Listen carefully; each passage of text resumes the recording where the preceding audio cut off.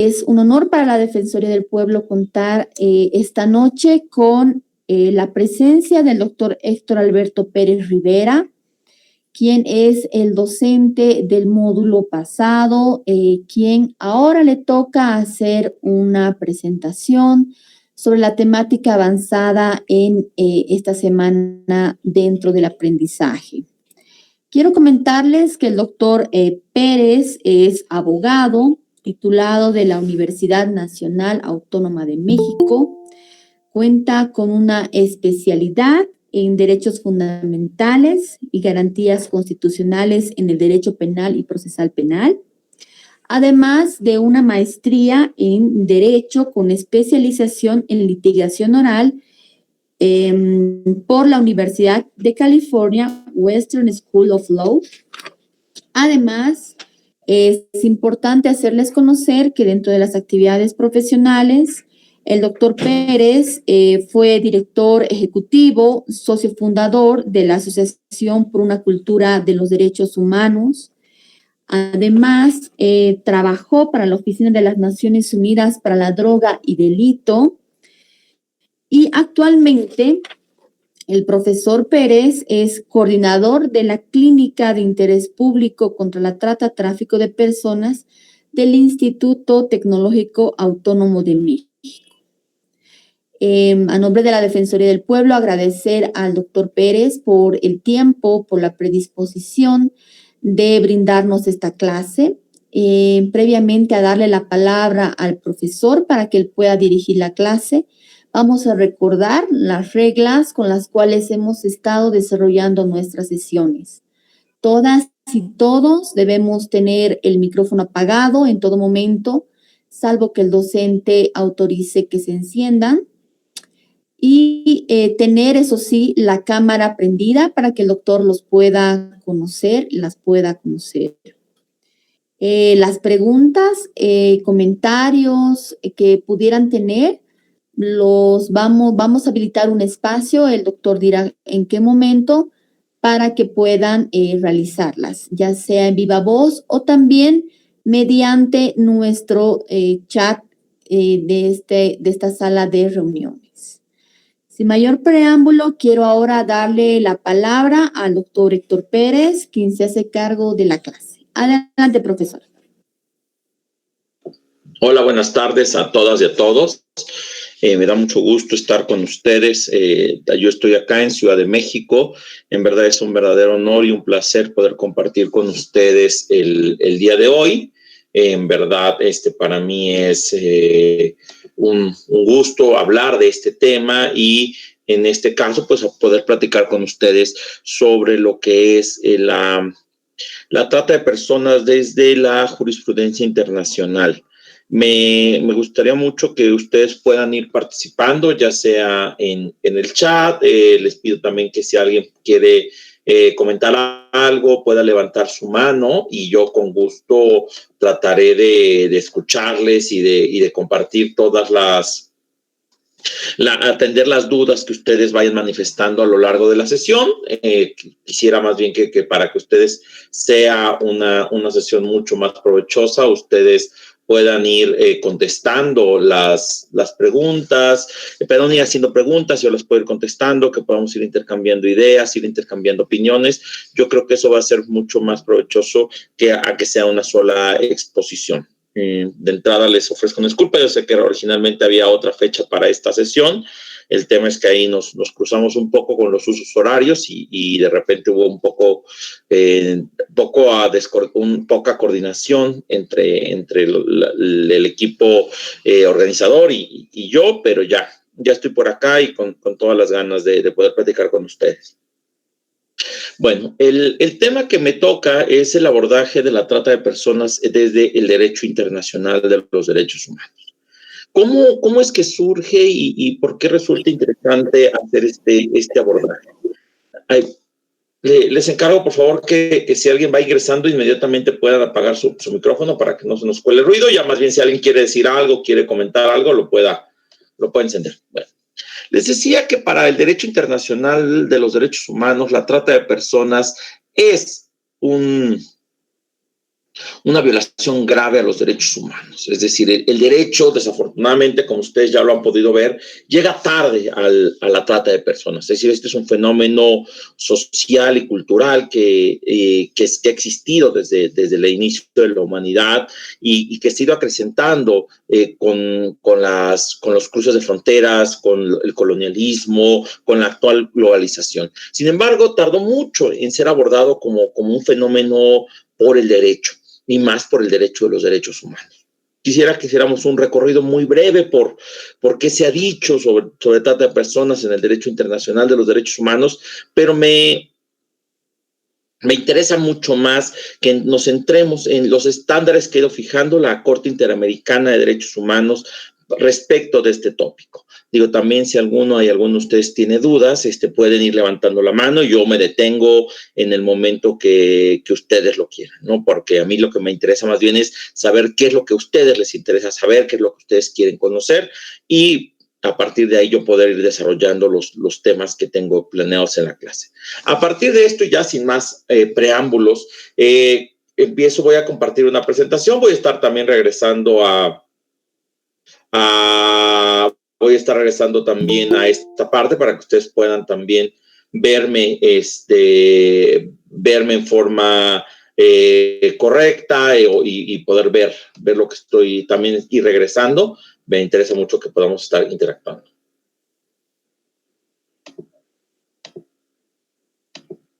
Ahí está. Les decía que la trata de personas se equipara con una violación a los derechos humanos, una violación grave a los derechos humanos. Entender esto y darle un enfoque de derechos humanos a la trata de personas implica, en este caso, reconocer de manera integral las vicisitudes que implica este crimen. Es decir, poder entenderlo en toda su dimensión es para lo cual es necesario reconocerlo como una violación a los derechos humanos.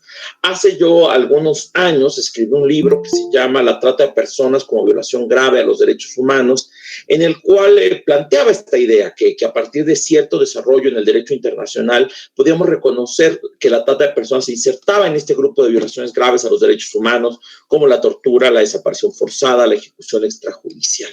Esto a partir de la equiparación de la trata de personas como esclavitud y el reconocimiento de que la prohibición de la esclavitud es una norma de ius cogens, es decir, una norma imperativa de derecho internacional general.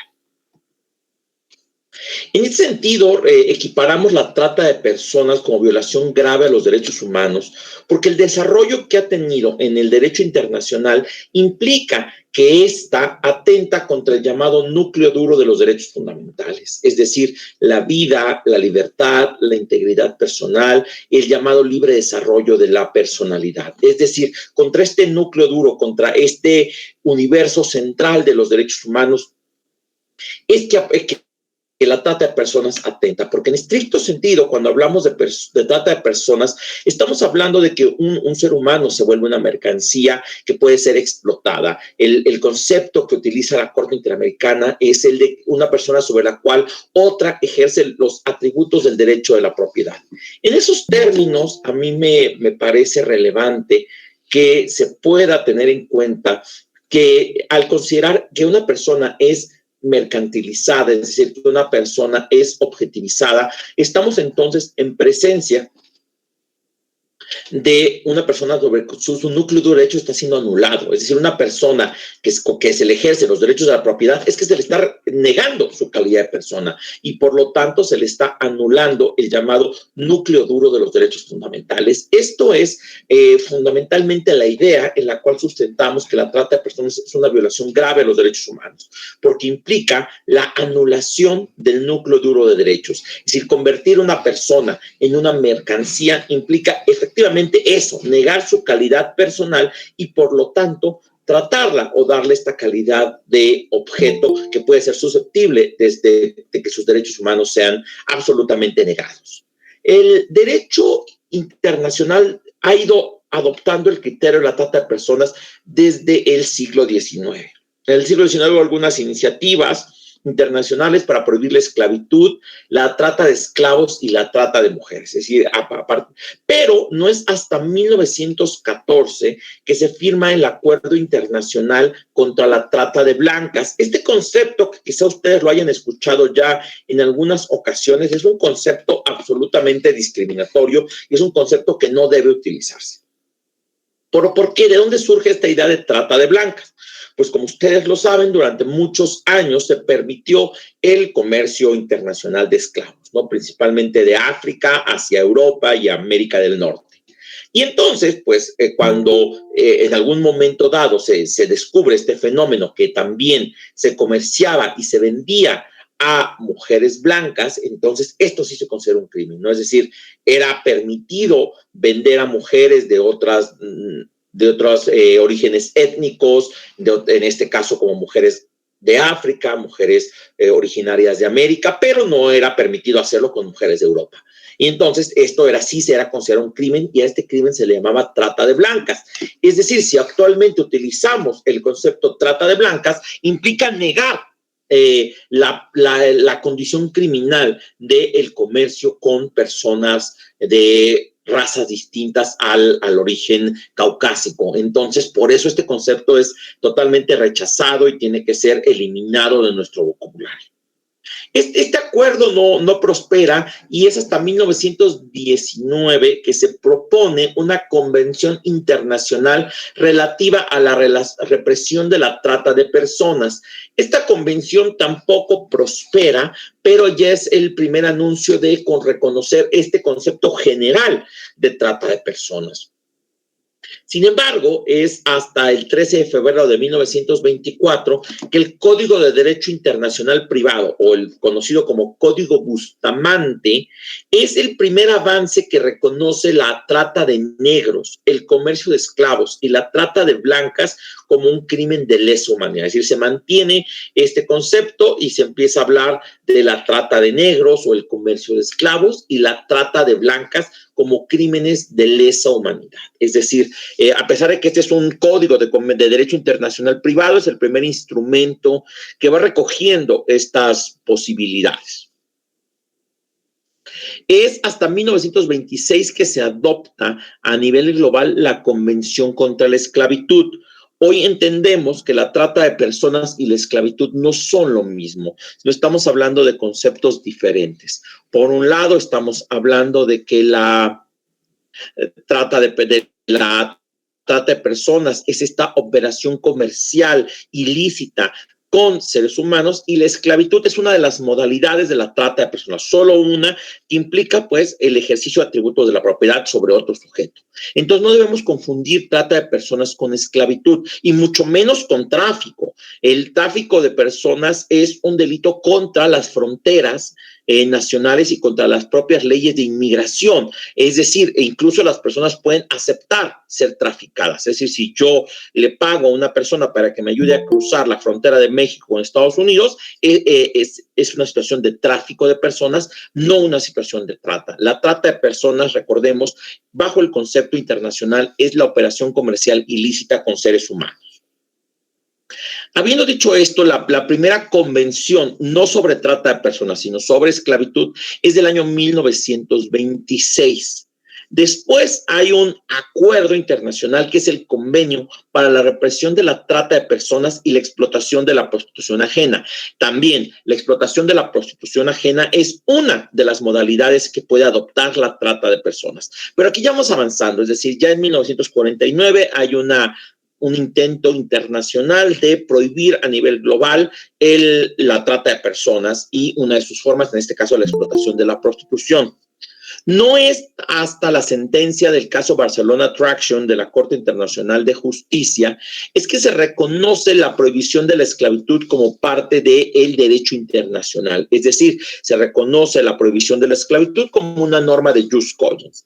¿Qué quiere decir esto? Pues que no importa que los estados, no tiene que existir un convenio internacional para que haya un acuerdo de toda la comunidad internacional Respecto a la prohibición de la esclavitud, entra en un núcleo muy cerrado de las normas Ius Cogens, la prohibición de la esclavitud, y esto es reconocido, es decir, incluso no importa que no haya un acuerdo internacional, esto está absolutamente prohibido, y así es como lo va reconociendo el derecho internacional.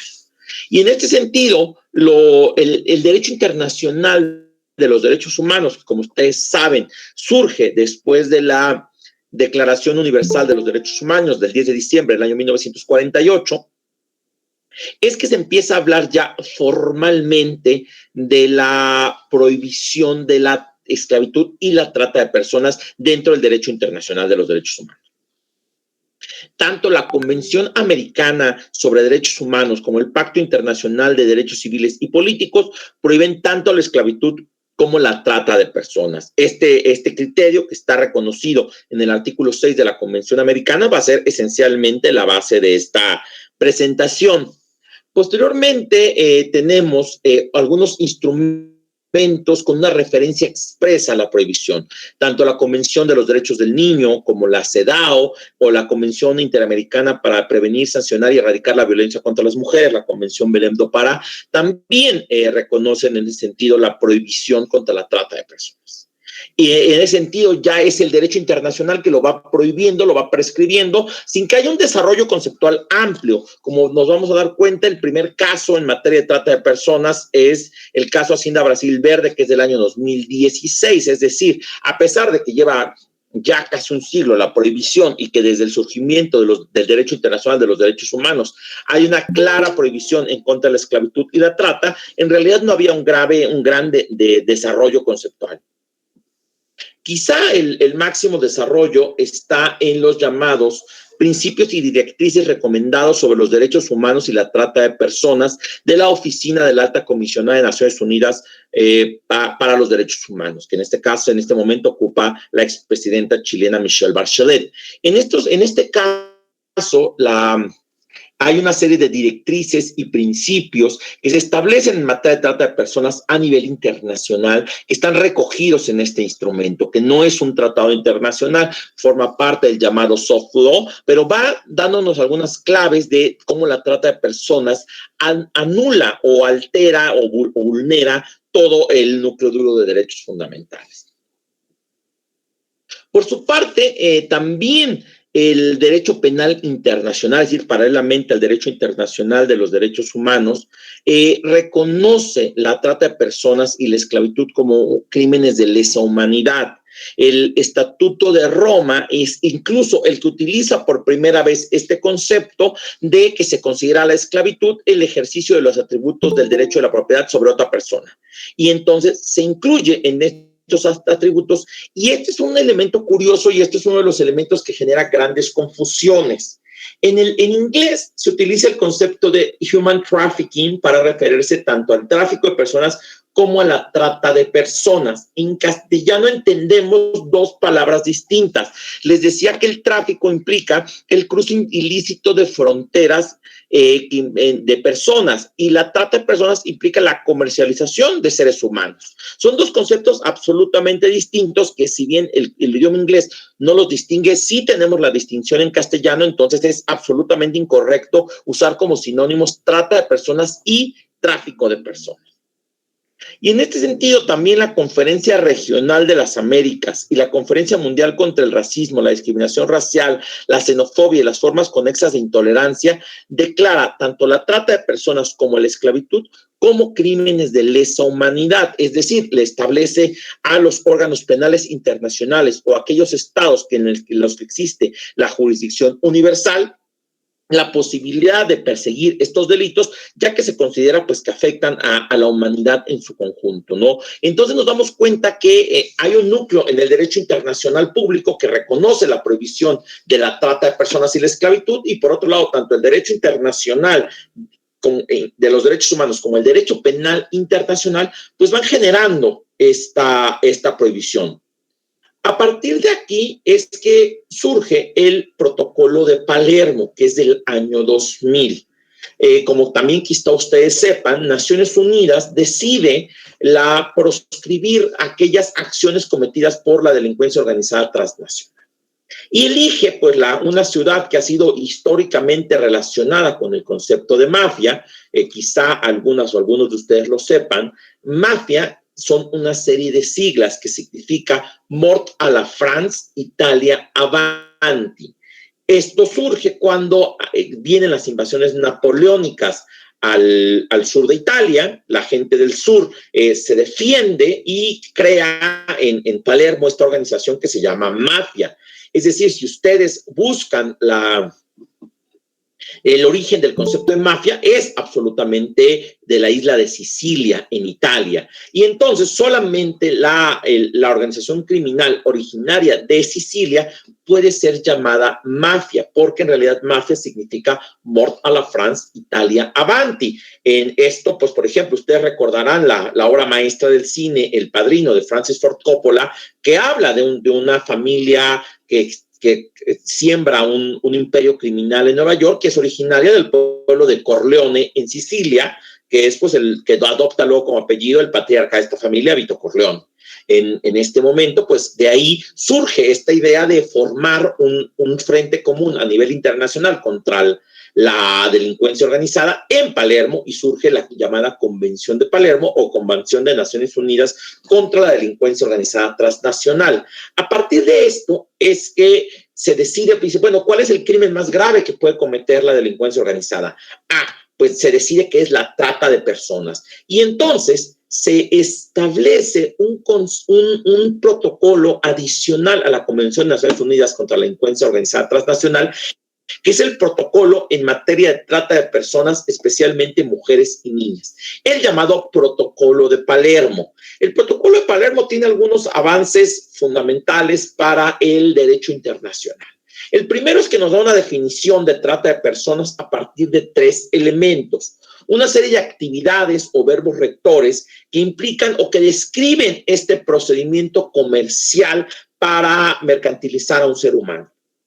En segundo lugar, define la anulación de la voluntad o del consentimiento para la realización de esta operación comercial, que es a la que llamamos los medios comisivos. Y finalmente habla de 3 modalidades de explotación: explotación sexual, explotación laboral y explotación con fines biológicos. Estos 3 son esencialmente los 3 fines de explotación. Hay algunos, y vamos a quizá discutirlo en algún momento, quizá ustedes ya lo sepan al estar tomando este curso, que algunos fines de explotación tienen componentes sexuales y componentes laborales. Por ejemplo, los matrimonios serviles o forzados, o algunos que tienen componente sexual y biológico, como la utilización de vientres de alquiler. Es decir, hay distintas modalidades de la trata de personas, y estas son reconocidas en el propio Protocolo de Palermo. El otro es que nos da las famosas 3 P's contra la trata de personas, las 3 P's del Protocolo de Palermo. ¿Cuáles son? La prevención del delito, la persecución de los delincuentes y la protección de las víctimas. Esta idea y estos tres grandes componentes de la lucha internacional contra la trata de personas, prevención, persecución y protección, surgen también del llamado Protocolo de Palermo.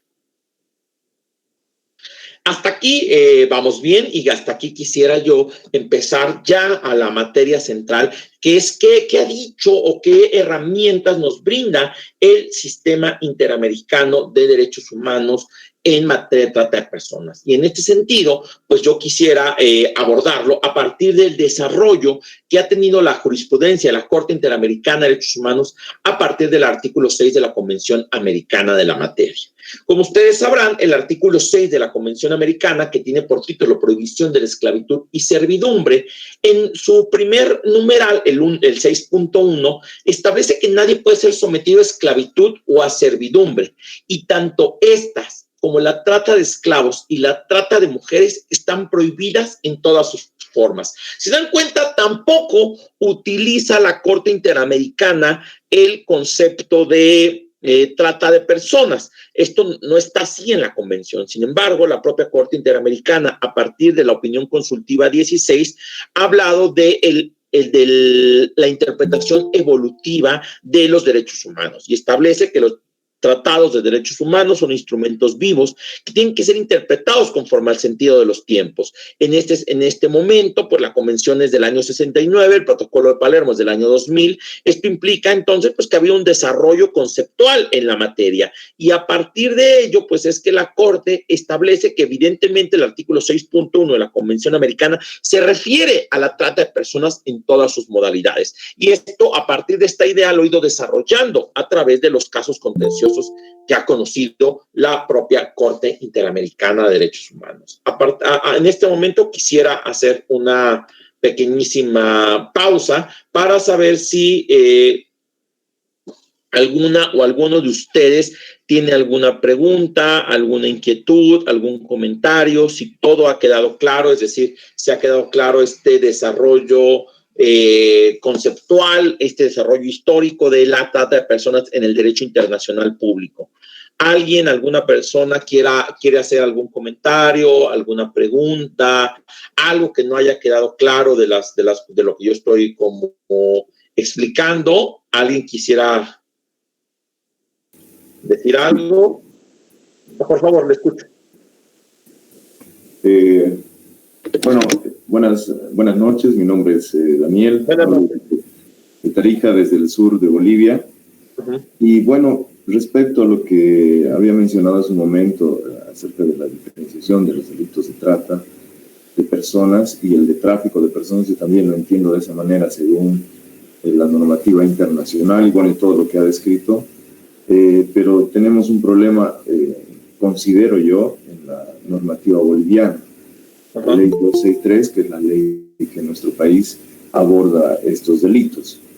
En todo caso, me voy a remitir a leer precisamente el parágrafo por el que estoy hablando, que generaría confusión no solamente en el aspecto de la transnacionalidad, sino también en el consentimiento y otros factores que son fundamentales al diferenciar estos delitos y pues que yo creo que están generando una confusión.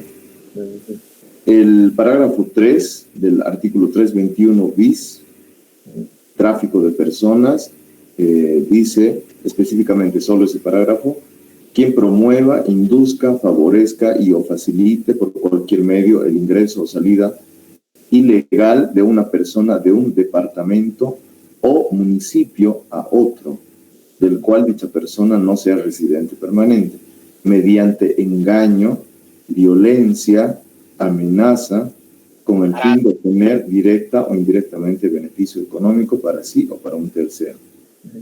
Será sancionado con privación de libertad de 4 o 7 años. Entonces, cuando este artículo de nuestra legislación habla de la entrada o salida ilegal de una persona de un departamento o municipio a otro, es decir, dentro del país, no está hablando de nacionalidad, está contradiciendo el concepto del artículo mismo, ¿no? En su parágrafo 1, donde dice que es pues, de carácter transnacional, es decir, entre un estado a otro. Y más abajo se desdice indicando que puede ser departamento o municipio. Nuestro país se divide en 9 departamentos y más de 300 municipios, pero al final esto genera una confusión en las instancias que por ley tienen que trabajar esta temática. Hace poco tiempo precisamente estaba compartiendo una ponencia con una autoridad de una instancia pública quien mencionaba esta situación precisamente y pues generaba al público una confusión, es decir, ¿es transnacional o no es transnacional? ¿Tiene que haber consentimiento de la víctima o puede ser mediante un engaño o violencia o amenaza? Que esas son características más que todo de la trata de personas. Entonces, esto da lugar a confusión y como hemos visto y le hemos escuchado a usted, entonces entendemos que hay un problema en la redacción misma de la ley o cuál sería la perspectiva que tiene usted y la sugerencia para solucionar ese aspecto. La referencia, y también en México tenemos un problema. En México tampoco respetamos la definición del protocolo de Palermo y ese es un uno de los problemas graves que tenemos, y me parece que la Corte Interamericana, a partir de Hacienda Brasil Verde, nos da una solución. Como ustedes saben, el artículo 2 de la Convención Americana sobre Derechos Humanos establece que todos los estados parte de la Convención Americana tienen que adecuar su legislación interna a la propia Convención Americana. Y como ustedes, como les decía, la Convención no define el concepto de trata de personas, pero la Corte Interamericana se encarga de hacerlo a partir del caso Hacienda Brasil Verde, que veremos en unos momentos, y en ese caso pues nos determina que aquellas legislaciones que no están acorde con la definición del Protocolo de Palermo son definiciones anticonvencionales, y en este caso los tribunales locales tendrían que hacer un control de convencionalidad respecto de las definiciones, ¿no? Es decir, nos damos cuenta que sí, que en todos los países hay un debate general sobre la forma de la tipificación de la trata de personas, y esto lo va a resolver la Corte Interamericana en su jurisprudencia. No quisiera ahorita que entremos en ese detalle, que entráramos a ver justo qué nos ha dicho al respecto a la Corte, porque incluso la Corte también ya en sentencias posteriores al caso Brasil Verde, en el caso López Soto contra Venezuela, en el caso Ramírez Escobar contra Guatemala, va definiendo algunas modalidades de la trata de personas, ¿no? Por lo menos ya tenemos 3 modalidades definidas en la jurisprudencia. Y esto le va dando luces, me parece a mí, a las legislaciones locales para que vayan un poco definiendo una conceptualización adecuada de la trata, que esto pues no había una discusión muy abierta a partir del Protocolo de Palermo, ¿no? Que eso es, creo, que lo que puede ir zanjando esta discusión en la Corte Interamericana, pero me parece interesante y sé que efectivamente en la legislación local en todo el continente no es óptima, y porque cada congreso lo ha entendido como ha querido, y ahí me parece que es donde la jurisprudencia de la Corte Interamericana es muy útil, porque nos da una definición homogénea que debe ser retomada incluso a nivel continental, bajo el concepto de control de convencionalidad, que como ustedes saben surge en la jurisprudencia de la Corte a partir del caso de Hermonacid Arellano contra Chile. Muchas gracias, Dan. ¿Hay alguna otra persona que quiera participar, que quiera comentar algo, que quiera preguntar algo de lo que hemos visto hasta ahora? Ya saben que pueden levantar su mano o abrir su micrófono. Bueno, parece que por el momento no. Vamos entonces a continuar con la exposición. Bajo esta idea de la que hablábamos en este momento, la propia Corte Interamericana de Derechos Humanos ha ido pues desarrollando a través de su jurisprudencia en 3 casos en particular, que cada uno tiene sus vicisitudes, algunos lineamientos a nivel general para entender desde el derecho internacional de los derechos humanos la trata de personas y sus problemáticas. En estos términos, el primer caso es la sentencia a Hacienda Brasil Verde, que es una sentencia del año 2016. En este caso, la sentencia trata sobre las condiciones análogas a la esclavitud en que se encontraban 148 personas en una finca agrícola del Brasil, de la provincia de Paraná. En este caso, la Corte Interamericana retoma un criterio que ha sido de los más fuertes en la jurisprudencia reciente del tribunal, me refiero reciente, en los últimos 10 años, que es la posibilidad de que se actualice responsabilidad internacional por actos de particulares, siempre y cuando estos actúen y de una forma que vulnere los derechos fundamentales y el Estado no cumpla con sus deberes de garantía frente a estos atentados contra los derechos humanos. Este caso es una evolución jurisprudencial que llega a partir del caso González y otras, el famoso caso del campo algodonero, en el cual la Corte Interamericana determina que México es responsable internacionalmente por el asesinato de 3 mujeres muy jóvenes en Ciudad Juárez, Chihuahua, y que, pues, si bien no se determina que han sido agentes del Estado los que hayan participado en dicha en el asesinato de estos jóvenes, sí es el Estado el que, a través de su incumplimiento de sus deberes de prevenir, investigar y sancionar, dejó estos casos en la impunidad y permitió que esto ocurriera. Entonces se considera que el Estado fue responsable internacionalmente.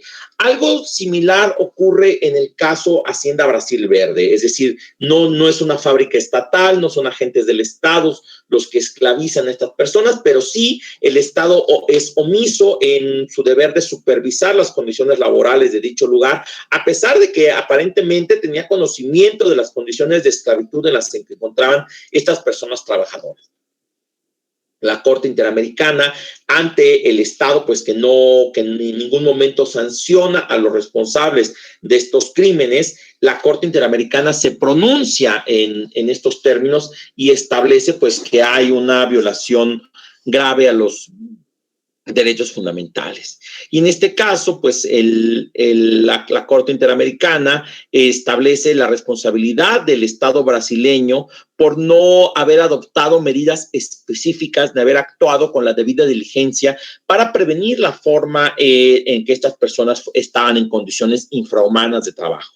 Este es un poco el recuento de los hechos del caso. Sin embargo, lo que me parece más interesante compartir con ustedes son los 4 estándares que se derivan de la propia resolución del caso de Hacienda Brasil Verde. El primero es que nos da, como le decía su compañero, una definición internacional aplicable para el derecho internacional de los derechos humanos y el derecho interamericano de trata de personas. Después nos establece cuáles son las características que se tienen que dar para considerar que una persona está en una situación equiparable a la esclavitud. Asimismo, reconoce la calidad pluriofensiva de la trata de personas, es decir, esta idea de que la trata de personas atenta contra no solo un derecho, sino contra el núcleo duro de derechos, es reconocida por la Corte Interamericana a partir del caso Hacienda Brasil Verde. Asimismo, la Corte Interamericana también establece los conceptos de imprescriptibilidad de la trata de personas, ¿no? Es decir, estos son 4 conceptos fundamentales de los que desarrolla la propia Corte en el caso Hacienda Brasil Verde. En este sentido, la Corte Interamericana retoma en el párrafo 290 de la sentencia la definición tripartita de trata de personas. Es decir, la Corte dice, bueno, el artículo 6.1 no define lo que es trata de personas, sin embargo, vamos a utilizar el protocolo de Palermo para darle contenido al artículo 6.1 de la Convención Americana y entonces establece la definición tripartita, es decir, estas actividades que son la captación, transporte, traslado, entrega y recepción de una persona a través de acciones de violencia o engaño. En este caso puede ser el secuestro, la coacción, las falsas promesas, el aprovechamiento de la situación de vulnerabilidad, la concesión de personas que ejerzan poder sobre otras, como estos elementos que se consideran los medios comisivos de la trata, que esencialmente lo que implican es la anulación del consentimiento de la víctima y a partir de estas 3 fines de explotación. La definición dice, bueno, tiene que haber un fin de explotar aunque esta no se concrete. Y en este caso, esta triple definición se vuelve fundamental, uno, por lo que comentaba con su compañero, ¿no? Termina con la discusión de cómo se tiene que tipificar la trata de personas en las legislaciones locales y la Corte nos dice, como está en el protocolo de Palermo, con los 3 elementos, entendiendo que tiene que haber una actividad que comercialice ilícitamente a otra persona, que se atente contra el consentimiento, ya sea a través de violencia y engaño, y haya un fin de explotar. Y esta es la definición de trata, y esta es la definición internacional. Y bajo el principio de pacta sunt servanda, cualquier Estado que sea parte del sistema interamericano que no adecúe su definición, pues está incurriendo en responsabilidad internacional. Por otro lado, también incluye un tratado que es de derecho penal internacional, un tratado que es de derecho penal del enemigo, que es esta Convención de Palermo, lo incluye la Corte en el corpus juris del sistema interamericano. Me parece a mí que es otro de los grandes criterios que da la propia Corte Interamericana al incluir en su propio corpus juris interamericano el protocolo de Palermo. El siguiente criterio que me parece fundamental es en este caso, en el párrafo 306 de la propia sentencia, la Corte dice que pues, la situación en la que se encontraban estas personas trabajadoras afectaba su integridad y libertad personales, que implicaba un trato indigno y una limitación a la libertad de circulación. ¿Esto qué implica? Pues que en este caso había una anulación de los derechos fundamentales. Una persona en condición de esclavitud es esencialmente una no persona. ¿Por qué? Porque se está anulando la idea de que debe ser tratada con dignidad, de que tiene ciertos derechos inherentes por el hecho de ser persona. La esclavitud anula esta idea, ¿no? Es decir, cuando incluso surge la esclavitud en el siglo XV de África hacia América, pues era esta idea de que estas personas no eran seres humanos y por lo tanto podían ser utilizados en jornadas laborales extenuantes y podían ser explotados y privados de cualquier derecho porque no se les consideraba personas. Entonces, bajo esta idea, pues claro que esencialmente lo que nos dice la Corte es que la esclavitud es esa falta de reconocimiento de la calidad humana de un sujeto. Y entonces se reconoce como que la trata de personas no atenta contra un solo derecho, sino que constituye una violación grave a los derechos humanos y una situación absolutamente pluriofensiva. Y en estos términos me parece fundamental que la trata de personas establezca, en este caso, la propia Corte nos dice cuáles son los indicadores de que se está ejerciendo los atributos de la propiedad de una persona sobre otra. En estos términos, pues como les había comentado, es el Estatuto de Roma el que utiliza este concepto de qué es esclavitud, pues cuando se ejercen los atributos de la propiedad de una persona sobre otra. Pues la Corte quiere ir más allá y dice, ¿y esto qué demonios significa? Entonces, o sea, cuando yo sé que se están ejerciendo los atributos del derecho de la propiedad de una persona sobre otra. Y entonces la Corte nos da 10 indicadores. Estos 10 indicadores, en primer lugar, es la restricción o control de la autonomía individual. Es decir, cuando hay un control de una persona sobre otra, pues estamos incluso este es un indicador. El otro es la pérdida o restricción de la libertad de movimiento de una persona, ¿no? Que en este caso, si bien no está en cautiverio o está detenida, sí tiene un ámbito de ejercicio y un ámbito de ejercicio de la autonomía muy controlado, ¿no? La persona tiene que ir a determinados lugares a determinadas horas, permanecer en dichos lugares determinado tiempo, está en un lugar que si bien no está encerrada o encadenada, no se puede ir. Esta es otra característica. La tercera es la llamada obtención de un provecho. Este concepto a mí me parece fascinante porque la Convención de Palermo no define el concepto de explotación y en este caso se ha confundido incluso por algunas legislaciones o por algunos tribunales el concepto de obtención de provecho con el concepto de lucro. Y entonces la Corte nos dice, no necesariamente tiene que ser lucro, tiene que ser un provecho de cualquier forma, ¿no? La obtención de un provecho, pues de que alguien trabaje para ti sin que tú le pagues, y esto es un provecho. O en el caso de la obtención de placer sexual de otra persona, en este caso, pues también implica un provecho. Y a partir de esta idea, la Corte va a desarrollarlo mucho más en los casos siguientes. Para mí me parece fundamental. Uno de los litigios más interesantes que yo he obtenido en materia de trata de personas es un litigio de una niña de 15 años que fue vendida a un adulto para que la tuviera como esclava sexual. Originalmente un tribunal de alzada determinó que no era un caso de trata porque la persona que compra a la niña pues no lucra con ella, sino solamente la tiene en cautiverio, y nosotros a través de un juicio constitucional, utilizando los conceptos de la Corte Interamericana, demostramos que la obtención del placer sexual de una persona que está a tu disposición pues es una forma de trata y que no se necesita lucro, ¿no? A partir de pues justo lo que nos dice la Corte Interamericana en este criterio. El otro tiene que ver con el elemento consensual, es decir, la ausencia de consentimiento o de libre albedrío de una víctima o su imposibilidad o irrelevancia debido a la amenaza de uso de la violencia u otras formas de coerción. el miedo de violencia, el engaño o las falsas promesas. Este es nuclear. ¿Por qué? Porque justo me parece a mí que la Corte Interamericana casi anula la posibilidad del mal llamado trabajo sexual. En materia de trata de personas, quizá ustedes ya lo hayan visto en este curso, hay dos grandes posturas, ¿no? La llamada postura abolicionista, que representa la coalición latinoamericana contra la trata de personas, y especialmente mujeres y niñas, la CAT-BLAC, y por otro lado la llamada posición reglamentarista, que habla de la regularización de la prostitución. En realidad, la Corte Interamericana dice que en estos casos es casi irrelevante que la persona pueda dar su consentimiento, ya que este suele estar totalmente cooptado, es decir, las personas en situación de explotación.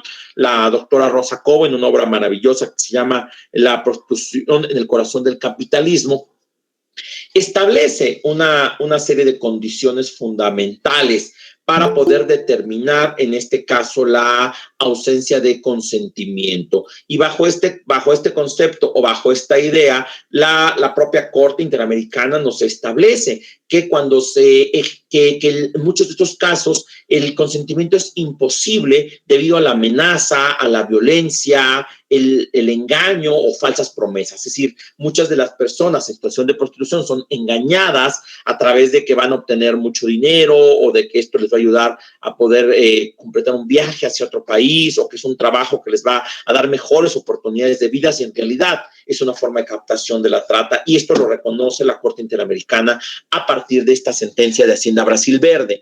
Otro elemento, pues, es el uso de la violencia física y psicológica, ¿no? Que es muy común que pues no se concrete solamente con engañar a la persona para obtener un provecho de esta, sino que en muchas ocasiones se utiliza violencia física o psicológica. Pero otro elemento clave es quiénes son las víctimas de trata de personas. Y generalmente decimos, bueno, ¿a quién es mucho más sencillo poderla explotar? Pues a una persona en una situación de vulnerabilidad.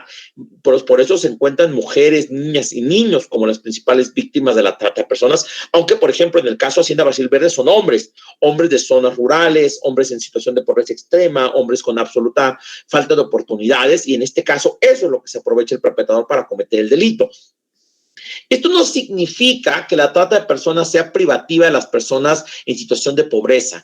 Hay un caso en Estados Unidos que me parece interesantísimo, que es el caso NXIVM, sobre un sujeto llamado Kit Raniere, que se dedicaba a captar para una secta a personas de las élites de distintos países, principalmente de México y Estados Unidos, para explotarlas, y a las mujeres las tenía en condición de esclavitud sexual, y muchas eran mujeres de los más altos círculos económicos, políticos, empresariales de ambos países, y en este caso se aprovechaba de su gran capacidad de ejercer poder este sujeto Kit Raniere para explotar a estas personas. Sin embargo, las personas en situación de mayor vulnerabilidad son las más propensas. Otro, pues, es cuando de plano se detiene a una persona o se le mantiene en cautiverio, es decir, se les encierra, que era algo que podía pasar también en el caso de Hacienda Brasil Verde, y que ocurre en dos de los casos que vamos a analizar. Y finalmente la explotación, es decir, que todo esto sea con el fin de explotar a la persona en las modalidades que conocemos, sexual, laboral y biológica.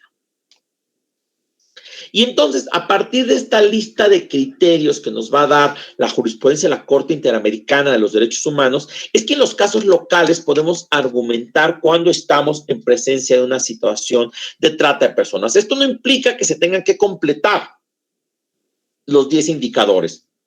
Lo que sí implica es que se tiene que considerar estas características en un caso para poder estar hablando de una situación de trata. Este me parece que es uno de los criterios más valiosos y más sencillos de utilizar. Si vemos estos 10 indicadores que ustedes tienen en pantalla en una situación particular, es probable que estemos en presencia de un caso de trata. Como decimos en el argot, es muy probable que se trate de trata. Otro elemento, justo la Corte dice que la trata de personas y la esclavitud tienen algunos puntos en común, ¿no? Por ejemplo, el control de movimiento o del ambiente físico de una persona. Es decir, a veces no se le tiene que encerrar, sino se ejerce tal poder sobre la víctima que ésta no puede actuar de determinada manera, y entonces estamos en presencia de una situación de trata de personas. Otro elemento es el llamado control psicológico, es decir, que la persona va cosificándose y va asumiendo efectivamente pues que no tiene este control sobre su propia vida, sobre su propio cuerpo, y bajo estos conceptos pues entonces le es difícil escapar, o le es difícil impedir escaparse de sus captores, ¿no? O incluso le entregan el fruto de su trabajo porque no tienen voluntad propia. Y en este caso pues esto implica que las personas no se puedan fugar, y que en estas situaciones se les obligue a producir, ¿no? Se vuelve la persona un objeto mercantilizable, un producto que a lo que busca es, pues, bajo este sistema capitalista. Por eso me parece fundamental la obra de Rosa Cobo, de La prostitución en el corazón del capitalismo, pues esta idea de producir, producir, producir. Otro elemento, pues les decía, es el carácter pluriofensivo de la trata de personas. Es decir, la trata de personas no viola un derecho en general. Es decir, a pesar de que esté reconocida como una prohibición, en el artículo 6 no decimos, no existe el derecho a no ser víctima de trata, sino el que tú puedas ser víctima de trata implica la anulación de tus derechos. Es decir, un esclavo es una no persona, una persona en situación de explotación es una persona a la que no se le reconoce la calidad mínima humana, y por lo tanto se habla de que la trata de personas es una violación a todos los derechos humanos. Y en ese sentido, pues claro que cuando analizamos en el litigio local, en los casos penales, cuál es el bien jurídico tutelado por la trata de personas, pues decimos todos los derechos humanos. Y entonces es mucho más sencillo en los casos locales, pues probar el concepto de antijuridicidad a partir de la lesión de los bienes jurídicos. Y en este caso, la Corte nos da un cuarto criterio que me parece relevantísimo en el caso de Hacienda Brasil Verde, que en este caso es reconocer la imprescriptibilidad de la trata de personas. La Corte sigue el camino de la Corte Internacional de Justicia en el caso Barcelona Traction y reconoce la prohibición de la trata de personas y la esclavitud como una norma del jus cogens. ¿Qué es esto? El jus cogens, pues son estas normas imperativas de derecho internacional general que, aunque no se encuentren expresas en algún tratado internacional, se considera que hay un consenso de toda la comunidad internacional en ciertas prohibiciones. Una de ellas es justo esta prohibición en particular. Y entonces esta idea de que no se puede investigar los casos de trata de personas por un elemento de prescripción, pues queda absolutamente inhabilitado a partir de que la Corte Interamericana determina que esto es imprescriptible. ¿Y por qué esto es útil? Porque hay muchos casos en que las víctimas se ven imposibilitadas a denunciar por el delito. ¿Por qué? Pues porque se encuentran en situación de anulación de derechos. Entonces la Corte dice, claro, si las personas pues no pudieron denunciar en su momento por la situación en la que se encontraban, lo pueden hacer en el momento que quieran, y el Estado tendría la obligación de perseguir el crimen, porque en este caso pues tiene el deber de acabar con la impunidad en los términos que lo ha definido la propia jurisprudencia. Entonces se considera a partir de esta sentencia que la trata de personas entra dentro del terreno del jus cogens, y por lo tanto la persecución penal de la trata de personas es imprescriptible. Hasta aquí quisiera saber si hay alguna duda, alguna pregunta sobre la sentencia del caso Brasil Verde y sobre sus implicaciones en el derecho local, ¿no? Porque ya vamos un poco más avanzando, ya conocimos la primera de las sentencias. Entonces, si sobre esta sentencia y sobre los criterios que derivan de esta sentencia, alguno de ustedes tiene alguna duda, alguna inquietud, alguna pregunta. Está muy claro porque acuérdense que además el módulo pregunta algunas cosas, la evaluación del módulo hace preguntas sobre las sentencias. Entonces, quisiera saber si quisieran que ahondara en algo, que aclarara algo, que les explicara algo de la sentencia del caso de Hacienda Brasil Verde. A ver, piénsenlo tantito si la tienen muy clara o de plano, pues también díganme que no entendí. Ajá, Nelson. ¿Cómo está, profesor? Buenas noches. Buenas noches, Nelson. Quería hacerle la siguiente consulta. Allá desde lo que es el protocolo de Palermo, y es reforzada la idea con la sentencia de Hacienda Brasil Verde, el concepto sincategoremático de la definición de trata de personas, que nos indica que tiene que ser con ciertas características, con ciertos elementos de 100 se va a configurar el delito de trata. Mi duda va en relación al concepto, al elemento de explotación, que como bien usted lo dijo, no se encuentra definido. no lo está en el protocolo de Palermo y tampoco yo lo encontré en las sentencias, más sí encontré la definición de trabajo forzoso.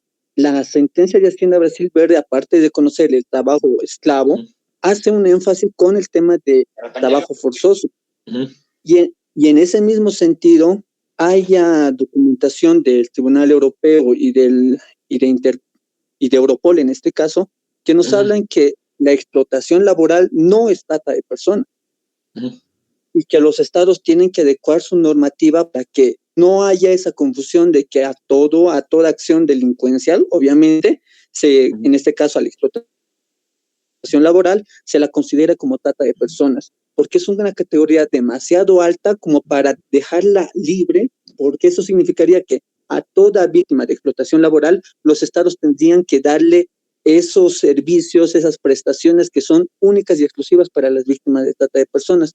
No sé si lo has visto, no sé si ha desarrollado esta idea, profesor, porque, por ejemplo, lo lógico es hablar de que las mujeres son las víctimas preferidas, son el 70% de las víctimas, pero en relación del caso boliviano, con datos que se tiene de la institución chilena encargada de la atención a víctimas de trata, se ha identificado que casi el 80% de las víctimas bolivianas que son recuperadas en Chile, en el norte chileno, son varones. Y estos varones son por el tema de explotación laboral, del trabajo forzoso que se los hacen en el tema agrícola. Y ahí nosotros, yo en el caso mío, cuando trabajaba en el Ministerio de Justicia, veíamos esta situación de que como Estado les correspondería, pero es tanta la gente que necesitaría, que requeriría este servicio, estas prestaciones de atención en centros de acogida especializados, el tema de la accesibilidad de un empleo, a educación, o sea, tendríamos que crear otro tipo de políticas más macro para darles cobertura a estas víctimas de explotación laboral, pero eso nos obligaría a descuidar en cierto grado a las víctimas reales, como se diría en este caso de trabajo forzoso, de la trata de personas. No sé si pudiera desarrollar un poco esta idea. Gracias. Sí, en este caso la propia Corte hace el distingo entre trata de personas y explotación. ¿Y a qué me refiero con que hace el distingo? Que la trata nos dice, y la Corte nos lo va a decir en una de las sentencias posteriores, que donde termina la trata empieza la explotación. Este es quizá uno de los grandes sentencias o de los grandes, yo les digo casi mantras en materia de trata. Es decir, trata de personas es la operación comercial ilícita de seres humanos. La explotación es cuando se empieza a obtener un provecho de estas personas. Yo no podría decir que la trata es más grave que la explotación o que la explotación es más grave que la trata, porque muchas veces van ligadas. Es decir, por ejemplo, en el caso de Hacienda Brasil Verde hay trata de personas y una modalidad de explotación que es el trabajo esclavo. Pero puede haber situaciones donde la persona llegue a una situación de trabajo y comience una situación de explotación laboral porque se le obliga a trabajar en condiciones insalubres, a realizar un trabajo peligroso o reciba una remuneración o prestaciones inferiores a los mínimos establecidos por la ley. Entonces hablamos de explotación laboral. Por ejemplo, la legislación mexicana reconoce la trata de personas y 12 formas de explotación, entre ellas la explotación laboral. Así lo hace también, por ejemplo, la legislación argentina. Y en estos casos, la Corte, en el caso de Hacienda Brasil Verde, reconoce dos violaciones al artículo 6.1, que es la prohibición de la trata, y al 6.2, que son los trabajos forzados. Y en este caso, las víctimas de explotación laboral pudieron ser víctimas de trata, pero también justo la explotación es tan o más grave que la trata. Por ejemplo, en el caso de México, las penas para trata de personas van entre 5 y 15 años y las penas para explotación sexual van entre 10 y 20 años. Y en muchos casos puede haber incluso la figura del concurso de delitos, es decir, que se dé trata y explotación. Pero también puede ser algún caso en que la persona ya llegue voluntariamente a una situación, le digo generalmente laboral, y ahí se les comienza a explotar. Y entonces estamos hablando de solamente explotación. Y el propio protocolo de Palermo reconoce 3 modalidades de explotación. Les decía, la sexual, que es la que conocemos o la que tenemos más presente, que es la explotación de la prostitución, la explotación de la pornografía, el turismo sexual, la pederastia, pero también vamos a encontrar la explotación laboral y hay modalidades como las mendicidades forzosas, los trabajos forzados, las prácticas análogas a la esclavitud, la gleba, la servidumbre. Y les decía que, por ejemplo, los matrimonios serviles que tienen esta doble condición, la explotación sexual y explotación laboral. Y finalmente la biológica, pues que es el llamado comercio ilícito de órganos, es decir, que se capte a una persona o se le transporte o se le traslade, transfiera o retenga a través de violencia o engaño con el fin de obtener sus órganos para el mercado negro. Pero también en estos términos pues, podríamos tener la experimentación biomédica, biomédica ilícita, la utilización de células madre, la utilización de médula ósea, es decir, cuando se toma una persona con fines de experimentación biomédica, también estamos en una situación que pudo derivar de trata y luego se vuelve una forma de explotación. Entonces, en estos términos, pues el Estado, claro, tiene que atender con los mismos derechos, porque así es como lo reconoce la Corte Interamericana, a las víctimas de trata y a las víctimas de explotación. El tema es que en realidad en la mayoría de los países las víctimas de explotación están absolutamente invisibilizadas, pero en realidad no se puede, porque justo lo que estamos hablando es que a una persona cuando se le explota es muy probable que a esta persona se le estén también anulando y se le esté ejerciendo sobre ella los atributos de la propiedad. Es decir, cuando estamos hablando de una situación de violación grave de los derechos humanos, por eso me parece importante el criterio de la Corte Interamericana, cuando se dan estos 10 atributos del derecho de la propiedad. Qué bueno que Nelson nos dice, bueno, ¿qué pasa en la explotación laboral? Pues habría que revisar si se actualiza alguno de los 10 criterios que da la Corte Interamericana. En la sentencia de Hacienda Brasil Verde, si estamos en presencia de uno de ellos, probablemente estemos en una situación de trata de personas o en una situación de condiciones de trabajo esclavo. Y esto, pues, es una violación grave a los derechos humanos. Por eso me parece tan importante el criterio de la Corte. Vamos a seguir entonces con el siguiente criterio que tenemos, que es el caso de Linda López Soto. Esta sentencia es una sentencia posterior al caso de Hacienda Brasil Verde. Es del 26 de septiembre del año 2018. Esta joven, Linda Loaiza López Soto, era una muchacha de 18 años que es privada de su libertad por un sujeto. En algún momento se especula o una de las razones por las cuales el Estado no la rescata, pues dicen ella está en situación de prostitución, es una escort, es una prostituta y entonces pues ella está con un cliente y pues el cliente y entonces le dejan de atender su caso, lo cual es gravísimo, y el sujeto la tiene privada de la libertad durante 3 meses, ¿no? Donde le genera una afectación física y psicológica gravísima. De hecho, le destruye la mandíbula. Linda se tiene que someter a un sinnúmero de operaciones para la reconstrucción de su rostro, además de someterla a humillaciones de carácter sexual tremendas, ¿no? Finalmente ella es rescatada ya cuando está pues en condiciones muy, muy, muy lamentables, y el Estado pues nada más detiene al agresor por los delitos de privación de libertad y lesiones gravísimas, no lo absolve de violación y jamás lo procesa por el delito de esclavitud sexual. Y en este caso, por ejemplo, nos damos cuenta que este no es un caso de trata esencialmente, sino es un caso de esclavitud sexual. Si Linda no es captada, transportada, transferida a través de violencia o engaño con el fin de explotarla. Belinda esencialmente llega a casa de este sujeto, la secuestra y comienza a explotarla sexualmente a través de la esclavitud sexual. Asimismo, pues había un proceso todavía pendiente en Venezuela cuando llega este caso, y en realidad pues nos damos cuenta que no había una intención real del Estado de darle protección. Asimismo, su familia había sido víctima de amenazas y hostigamientos durante todo el caso por la familia del sujeto que la agredió. En este caso, la Corte tiene algunos conceptos que me parecen bastante interesantes. Uno es el retomar este criterio del caso González y otra de la responsabilidad internacional por particulares. En este caso, la Corte Interamericana reitera el criterio de que cuando el Estado deja de actuar En los casos que un particular atenta contra el núcleo duro de los derechos fundamentales, el Estado es responsable internacionalmente por tal atentado. Pero en este caso, la Corte retoma otro criterio del caso González y otras, que es que ante la desaparición de una mujer, el Estado tiene un deber reforzado de actuar con la debida diligencia. No, en este tipo de casos, el Estado, la Corte Interamericana dice, cuando le reportan a Linda como desaparecida y incluso la familia dice, ya sabemos quién la tiene, el Estado tendría que haber ido por ella de inmediato, porque no hacerlo pues está atentando contra un derecho fundamental, ¿no? Esta idea de basarse en prejuicios y estereotipos de género para no ir a buscar y a rescatar a una mujer, pues en este caso la Corte dice esto tendría que ser totalmente contrario, el Estado tendría el deber reforzado de actuar con debida diligencia, como en los casos de González y otras, que ustedes recordarán si habrán leído la sentencia, que a las madres que buscaban a sus hijas desaparecidas, el Estado les decía, venga en 72 horas, pues porque a lo mejor se fue con el novio y ahorita regresa, ¿no?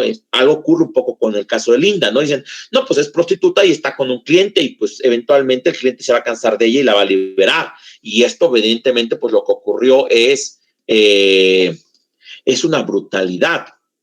Y en estos casos me parece que es muy, muy grave en este caso. El otro supuesto es el riesgo extremo de violencia de género, ¿no? En este caso, pues claro, cuando una mujer se encuentra desaparecida, la Corte nos dice, retomando el criterio de González y otras, que se encuentra en una situación de riesgo extremo de que esté sufriendo violencia de género.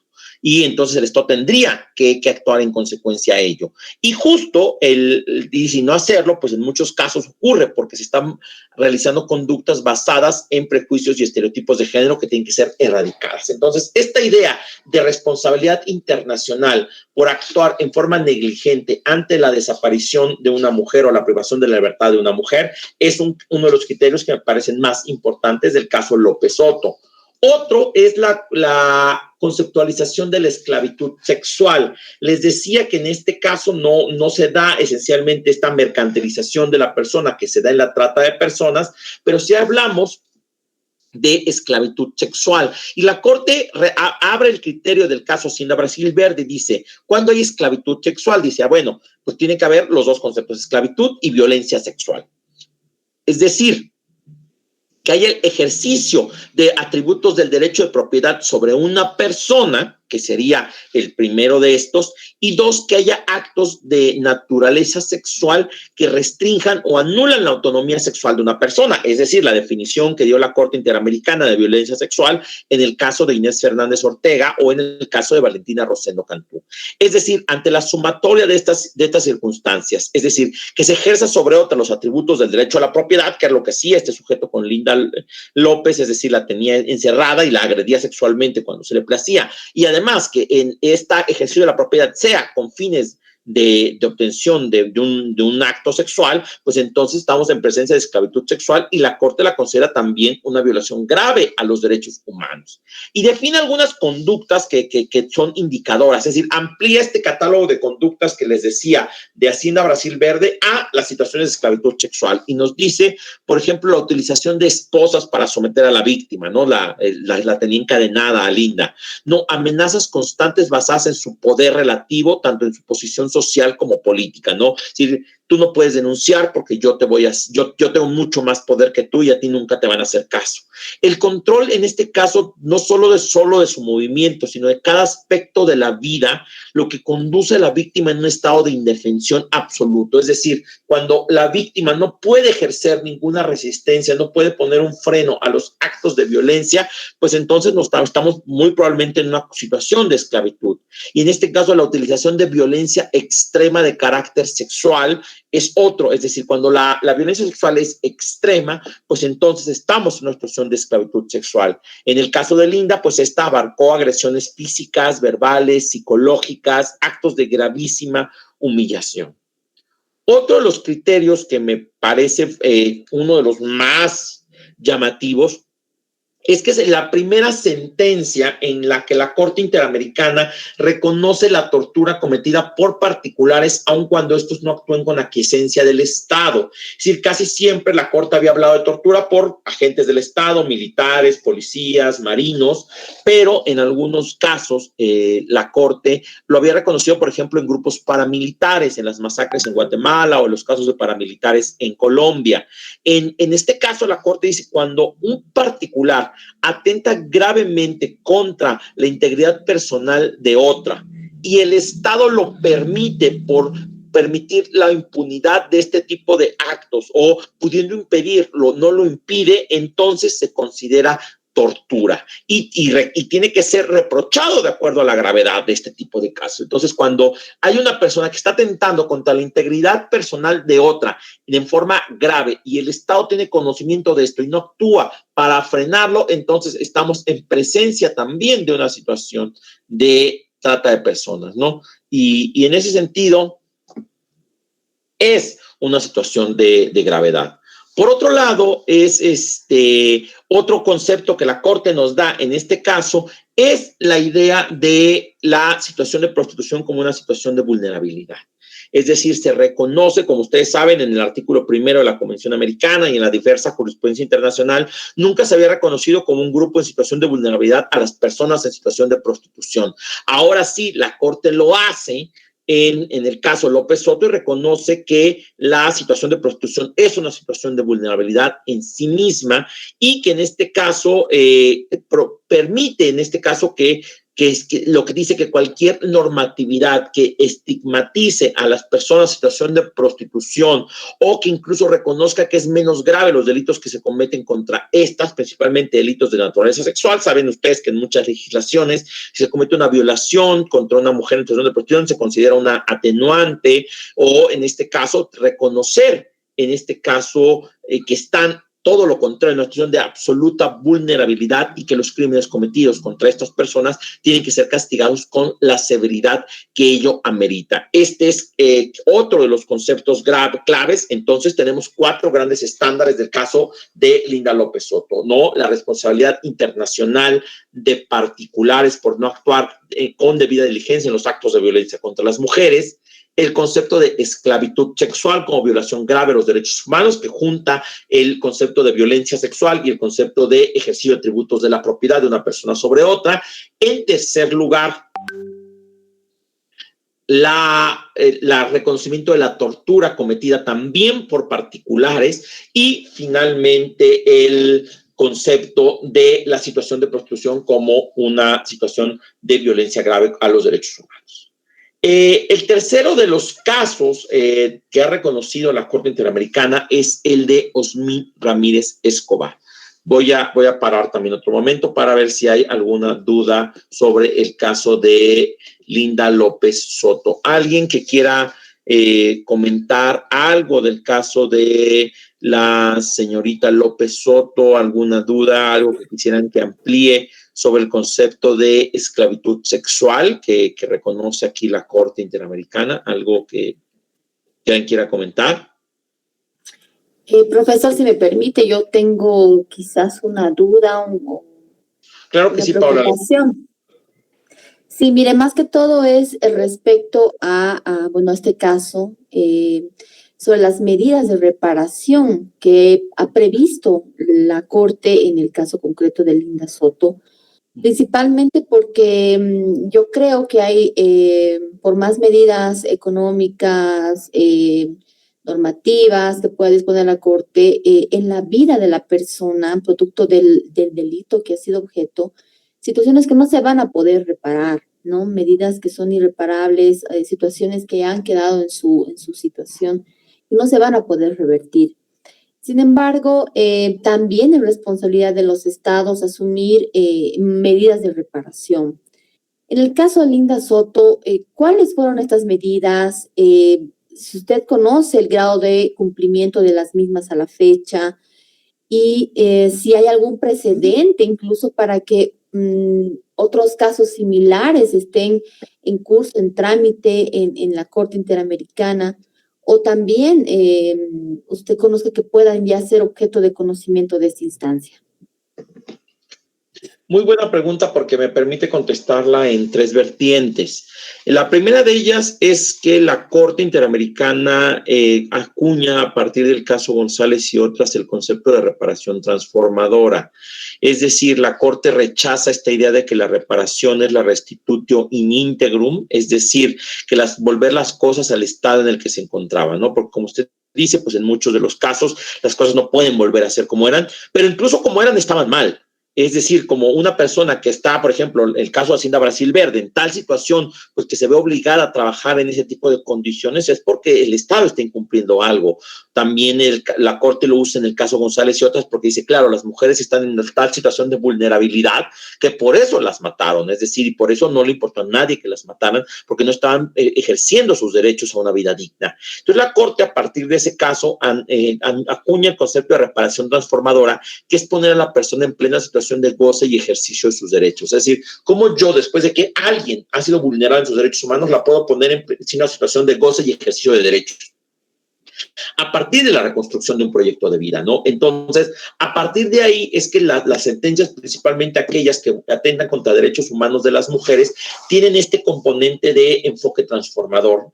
En el caso de Linda López, pues las reparaciones tienen que ver con la sanción de los responsables, pero no solamente del que le cometió las agresiones, sino de los funcionarios que permitieron que esto ocurriera, el cambio de la normatividad penal en Venezuela para términos de justo no estigmatizar la situación de prostitución en algunos de los delitos, evidentemente una disculpa pública y una compensación económica, y también generar protocolos de investigación en materia de trata de personas y explotación sexual con perspectiva de género en el Estado venezolano. Sin embargo, hicimos desde la Clínica de Interés Público que yo dirijo un estudio hace un par de años sobre el nivel de cumplimiento, no de este caso, sino de la jurisprudencia de la Corte Interamericana en general. Y en realidad la jurisprudencia, las resoluciones de la Corte Interamericana son nulas, ¿no? Es decir, solo el 8% de las reparaciones de la Corte Interamericana se cumplen, y esto pues es muy grave, ¿no? Es decir, en realidad parece esto desalentado, es decir, ¿de qué sirve litigar 15 años un caso si las reparaciones no van a ser cumplidas? Casi siempre las únicas que se cumplen son las de carácter económico. Ese es el índice más alto en general, ¿no? O las disculpas públicas. Sin embargo, las medidas que tienden a transformar una sociedad como medidas de no repetición difícilmente se cumplen en este tipo de casos. Es por ello que la propia Corte, a partir del caso Almonacid Arellano, reconoce el concepto de reparación, del control de convencionalidad. Un poco la Corte me parece que ha dejado de ser una Corte de reparaciones y se ha vuelto una corte de estándares. Es decir, la Corte lo que nos sirve es para tener criterios que podamos utilizar en el derecho interno. Es decir, yo prefiero ganar en la justicia constitucional local un caso basándome en la jurisprudencia de la Corte Interamericana que tener que llegar a la Corte Interamericana. Y entonces, por ejemplo, no les decía este caso de esta chica que fue vendida como situación de esclavitud sexual, y lo ganamos en la clínica usando el concepto de Hacienda Brasil Verde. También hace un par de meses ganamos un asunto de prescripción de un asunto de explotación sexual usando el criterio del caso Linda López Soto, ¿no? Perdón, y en este caso nosotros hemos ido tomando criterios de la Corte para el litigio local, ¿no? Y el concepto de víctimas, el concepto de ejercicio de atributo de la propiedad, el concepto de esclavitud sexual. Es decir, esto nos sirve, o por ejemplo, como preguntaba su compañero, bueno, ¿está mal tipificada la trata en mi país? Sí, porque la Corte Interamericana nos ha dicho cuál debería ser la tipificación. Entonces, realmente hay peticiones individuales, pocas sobre el caso de trata. No está ahorita en la agenda de la Corte volverse a pronunciar sobre explotación sexual, porque la Corte y un poco lo que está haciendo es limitar sus pronunciamientos a temas sobre los que no se haya pronunciado, con la finalidad de ir generando estándares que a través del control de convencionalidad todos los podamos usar en el continente, ¿no? Ese me parece que sería un poco la situación. Quisiera, antes de darles la palabra a otro de ustedes, al último, porque ya estoy casi sobre el tiempo, al último de los casos, que es el caso de Osmin Ramírez Escobar. Este caso a mí creo que no lo estoy logrando. Perdón, a ver, voy a presentar. Ahí está toda la pantalla. Aquí está, compartir.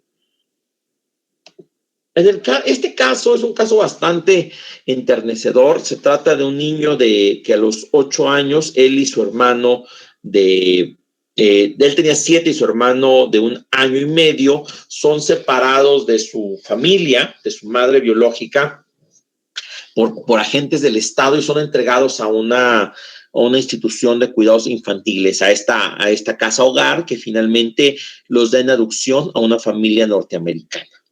Este niño Osmin, cuando crece, empieza a utilizar Facebook y se dedica a buscar a sus padres biológicos en Guatemala. Finalmente los encuentra y establece contacto con ellos.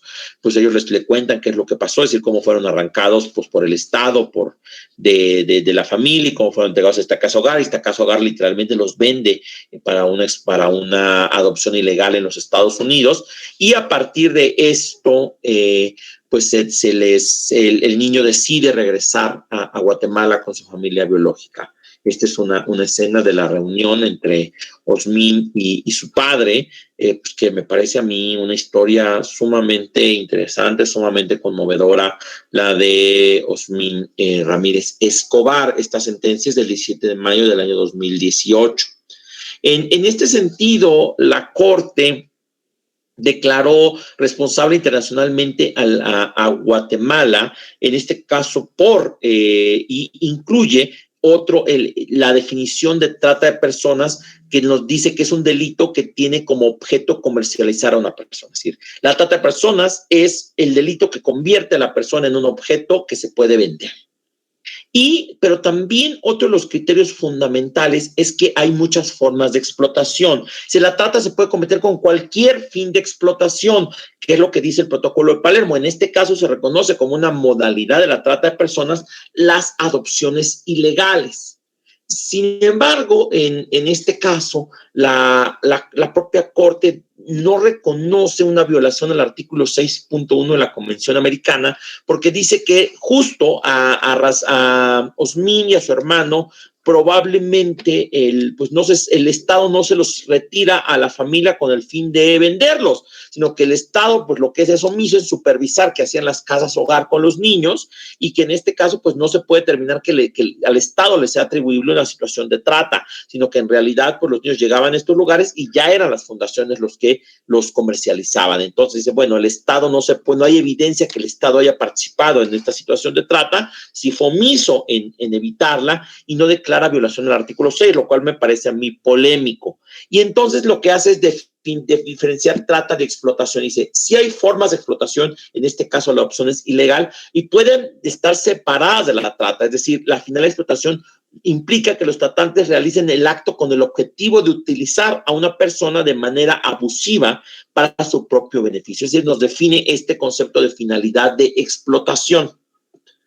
Y entonces reconoce que la venta de niños y niñas puede ocurrir como parte de un proceso de trata de personas, pero también puede ser una forma de explotación sin que concurra con la trata de personas, que es lo que la Corte determinó esencialmente en el caso de Osmin Ramírez Escobar.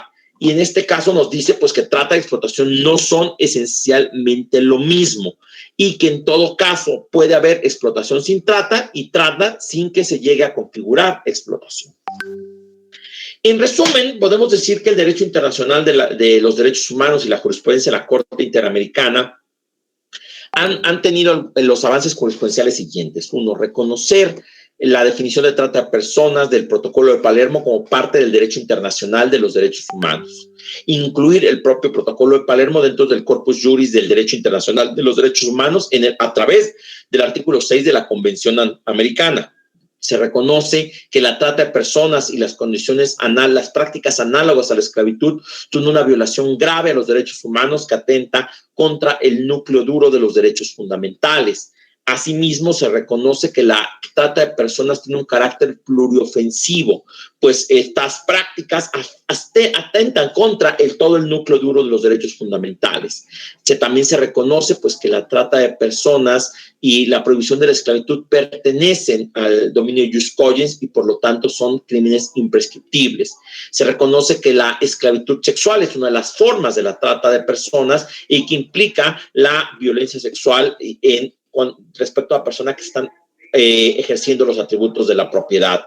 Se reconoce también en este caso que la trata de personas puede concurrir con la tortura cuando a las personas afecta gravemente su integridad personal y el Estado lo permite. Se reconoce también la situación de prostitución como una de las categorías sospechosas, una de las categorías que están propensas a sufrir discriminación. Se reconoce que la explotación implica la obtención de un beneficio, no necesariamente un lucro, cualquiera que este sea, por parte del perpetrador. En este caso no debe confundirse la trata de personas con explotación, pues si bien el fin de la trata es explotar, se puede dar una sin que se concrete la otra. Recuerden, la trata termina donde comienza la explotación. Y finalmente, pues que las adopciones ilegales son una modalidad de la trata de personas. Ese sería esencialmente cómo ha retomado el derecho internacional de los derechos humanos los conceptos de trata de personas. Ya sé que ya me excedí un poquitito del tiempo, pero quisiera, si hay alguna palabra, alguna otra pregunta, algo más que alguien quisiera preguntar, comentar, con gusto atiendo, porque esta es la pregunta. Sí, Nelson, por favor. Profesor, una consulta breve respecto a la sentencia López Soto versus Venezuela. Ajá. El protocolo de Palermo no usa verbos fuertes, por decirlo así, al momento de establecer las medidas de separación de los proyectos de vida de las víctimas. La sentencia de López Soto me pareció totalmente interesante porque llegaría a ser la primera a nivel interamericano que por lo menos nos da un estándar mínimo que tendrían que activar los estados para atender este tipo de víctimas. Llámese el tema de educación, el tema de accesibilidad al trabajo. En ese sentido, y mi pregunta va, si es que usted lo ve pertinente, sería adecuado que en nuestros países, en este caso, en el caso boliviano, utilicemos el estándar que ya está estableciendo en el caso López Soto para exigir al Estado las medidas de desintegración a los proyectos de vida a este tipo de víctimas, porque realmente me pareció adecuado el tema de, por ejemplo, darles educación hasta un nivel de posgrado, no importa en el caso de López Soto, incluso en el exterior, y en el tema laboral, incluyendo esto a la afectación de las familias, que si bien ya se había tratado o ya se había manejado en otras sentencias de la misma Corte, el hecho de que esté relacionado a explotación sexual me hace y me llama la atención que podría ser la punta de lanza, al igual que el caso de la sentencia Besse versus Italia, donde el Tribunal Europeo ya establece unas medidas amplísimas para que el Estado reconozca la protección especial y los servicios especializados que necesitan estas víctimas y que el Estado tiene el deber y la obligación de proporcionarles. Gracias. Y muchas gracias. Mire, usted ha entendido todo. Me parece que justo lo que le contaba a Paola es que la Corte Interamericana se ha vuelto una corte de estándares.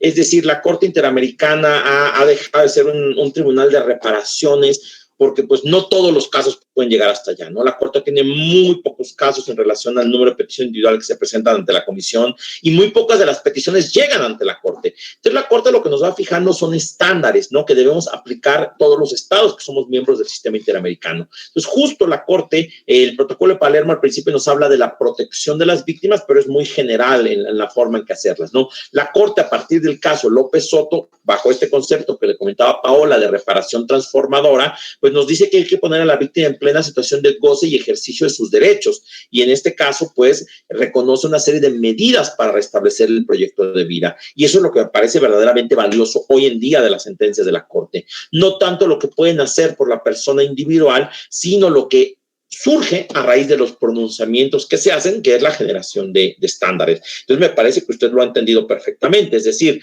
que la Corte Interamericana es mucho más valioso lo que nos dice qué es lo que hay que hacer como estados, qué es lo que puede hacer para el caso concreto. Porque en realidad para el caso concreto, desafortunadamente, a veces las sentencias no representan un gran cambio en la vida de las personas en particular, pero sí un cambio de paradigma jurídicamente que quienes protegemos derechos humanos al continente podemos utilizar como una herramienta utilísima. Pues con esto cerraría, les agradezco mucho su paciencia, me excedí muy poquito del tiempo, traté de cuidarlo mucho. Terminé de exponer lo que quería exponer. En verdad, para mí es un honor participar en este esfuerzo, que estar desde tan lejos hablando con ustedes. Si no fuera por estos tiempos de la tecnología y la pandemia, a lo mejor pues nunca se hubiera considerado que yo pudiera participar con ustedes, pero pues una de las cosas que nos ha enseñado estos tiempos tan complejos en los que vivimos es que podemos estar muy cerca estando lejos. Pues muchas gracias, le mando un abrazo a todas y a todos a la distancia, y pues quedo a sus órdenes para cualquier duda. Ustedes tienen mis datos de contacto, me pueden buscar en redes sociales, me pueden buscar en academia.edu si les interesa alguna de las publicaciones que tengo. Ahí están muchos de las publicaciones que yo tengo, y pues en verdad pues gracias a todas y a todos, y me despido. También entiendo que ya es bastante noche en Bolivia. En México es algo tarde también, no tan tarde, pero pues muchas gracias, Paola, por hacer posible todo esto, por estar ahí conmigo para que yo pudiera integrarme a este proceso, y pues por poder hacer posible esta sesión después de la pequeña confusión que tuvimos el día sábado. Muchísimas gracias, profesor. A nombre de la Defensoría del Pueblo, de la Defensora del Pueblo, queremos agradecer nuevamente su predisposición por colaborar en la formación de las y los servidores públicos de Bolivia, especialmente aquellas personas que día a día atienden víctimas. Y bueno, este tipo de cursos la Defensoría del Pueblo los pone con la finalidad de llegar a todos los rincones de Bolivia, de nuestros municipios, nuestros departamentos. Muy agradecidos por la excelente ponencia, doctor. Siempre el tema de esta temática es muy amplia, nunca es suficiente el tiempo, pero en la hora y media que usted ha pues hablado de los precedentes internacionales, pues ha sido suficiente, pero le tomamos la palabra, doctor, y en algún otro momento también lo vamos a estar convocando seguramente en una nueva versión de este curso o en muchas otras más actividades que como Defensoría del Pueblo tenemos pensado realizar. Agradecerle, doctor, nuevamente, y a las y los compañeros que están en el curso, recordarles que ya nos encontramos en el inicio la penúltima semana de clases, animarles a continuar. Estamos ya casi en la recta final. Van a tener una forma de regalo de Navidad, seguramente la aprobación de este curso. Y bueno, de esta forma iríamos cerrando la participación del doctor Héctor Pérez y también de todas y todos ustedes. Muchísimas gracias, profesor. Y bueno, compañeras, compañeros, nos vemos en la siguiente sesión virtual. Muchísimas gracias. Tengan todos muy buenas noches. Hasta la siguiente oportunidad. Gracias.